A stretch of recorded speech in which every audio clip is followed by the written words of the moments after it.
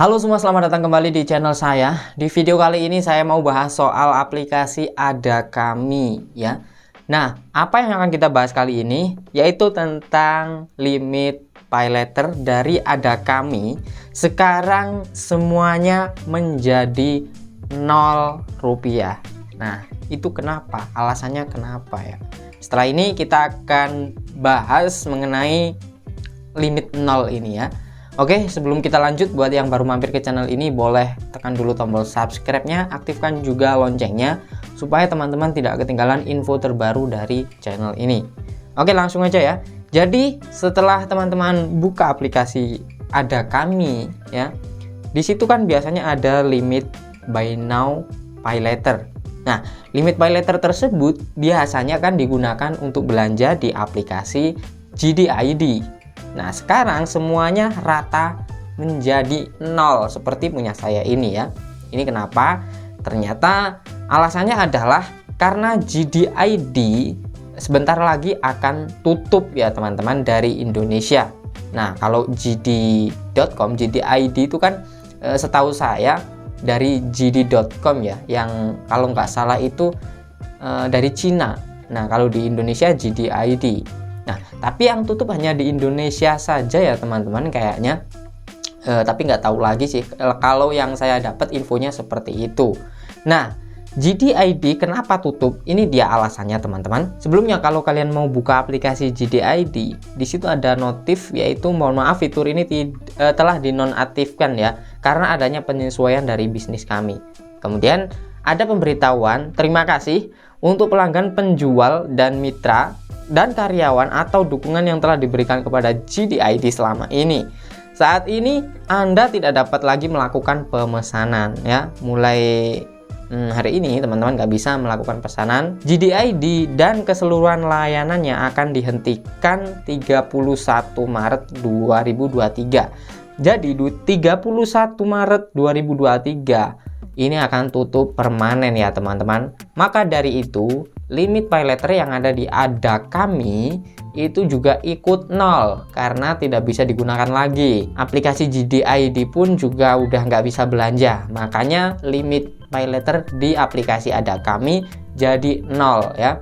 Kemudian kalau kita lihat beritanya sebentar ya. Nah, di sini saya ambil dari CNBC Indonesia ya teman-teman. JDID tutup, bukti warga RI tidak peduli dengan produk ori ya.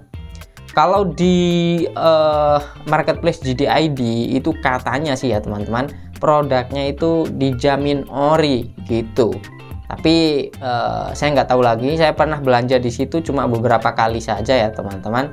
Nah, salah satu e-commerce Indonesia JDID akan menutup layanan secara permanen pada 31 Maret 2023. Sebelumnya JDID merupakan perusahaan patungan JD.com dan pengusaha Indonesia ini mengumumkan PHK besar-besaran. Lalu apa yang menjadi JDID kalah saing dibandingkan dengan e-commerce lain seperti Tokopedia, Shopee, dan Lazada? Nah, menurut Direktur Eksekutif Center of Economic and Law Studies ya gitu pokoknya, Bima Yudhistira, ada beberapa hal yang menjadi faktor.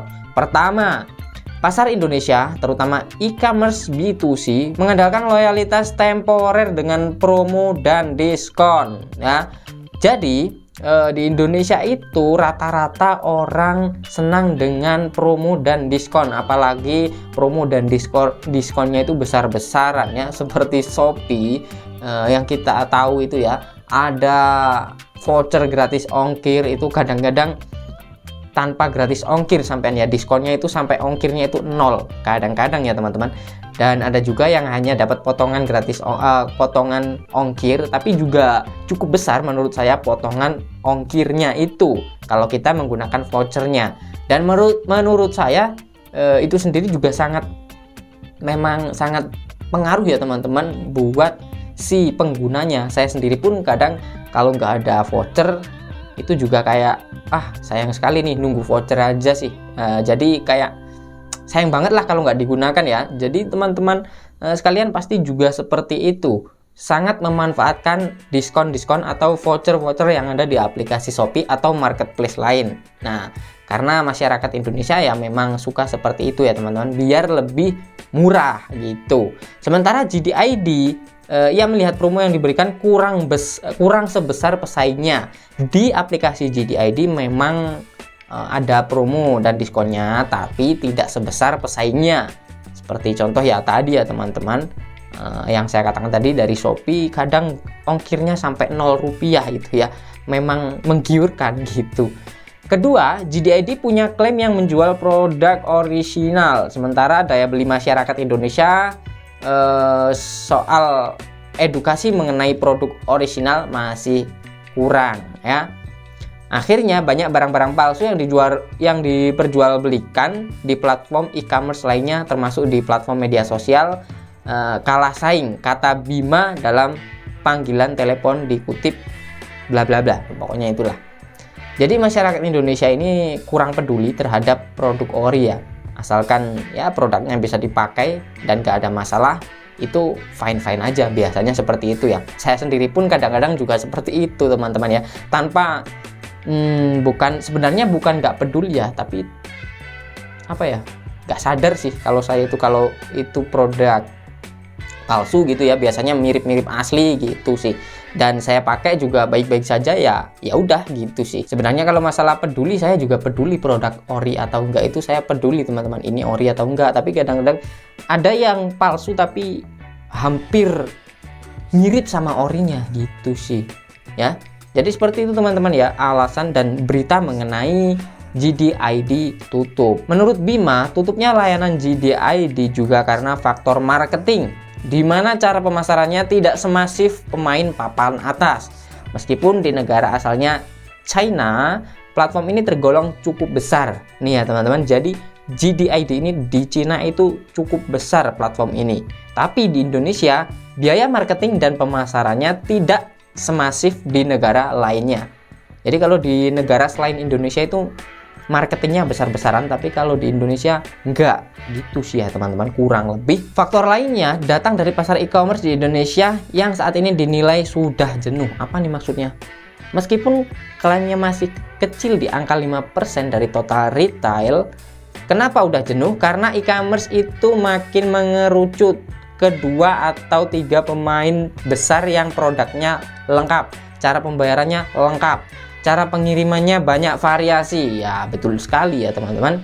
Sehingga konsumen ketika mendownload suatu aplikasi, mereka keberatan untuk switching atau berpindah ke e-commerce lain. Kalau udah ada satu kalau udah ada satu, ngapain di HP ada 2, 3 e-commerce?